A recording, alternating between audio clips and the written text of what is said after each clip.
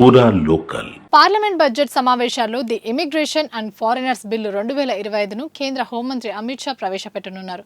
భారతదేశ ఇమిగ్రేషన్ చట్టాలను ఆధునీకరించడం, ఏకీకృతం చేయడం ఈ బిల్లు లక్ష్యం. భారతదేశంలోకి అక్రమంగా ప్రవేశించి నిష్క్రమించే వ్యక్తులకు సంబంధించి పాస్పోర్ట్లు లేదా ఇతర ప్రయాణ పత్రాలు ఆవశ్యకతను అందించడానికి వీసా రిజిస్ట్రేషన్ అవసరం.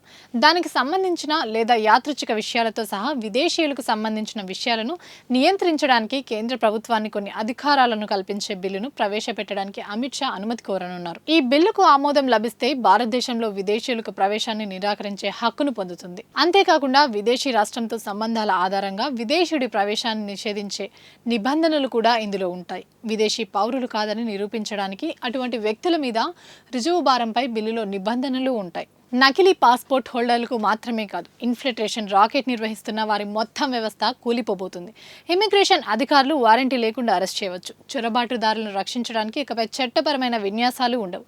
దీన్ని శుభ్రపరచడం వేగంగా మరియు క్రూరంగా ఉంటుంది. అంతేకాకుండా అక్రమ రవాణాదారులను తీసుకువెళ్తే 2 లేదా 5 లక్షల జరిమానా. ఒకవేళ చెల్లించకపోతే అక్రమంగా తీసుకెళ్తున్న రవాణాను స్వాధీనం చేసుకుంటారు.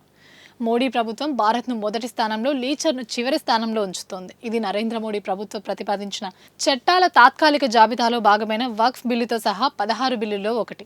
దీన్ని తీసుకొస్తే ఇది 1946 విదేశీయుల చట్టం, 1920 భారతదేశంలోకి పాస్పోర్ట్ ఎంట్రీ చట్టం, 1939 విదేశీయుల నమోదు చట్టం మరియు 2000 వలస చట్టం స్థానంలో ఉంటుందని భావిస్తున్నారు. ఇవి ఇప్పటి వరకు అప్డేట్స్. మరిన్ని అప్డేట్స్ కోసం చూస్తున్నానండి పూరా లోకల్.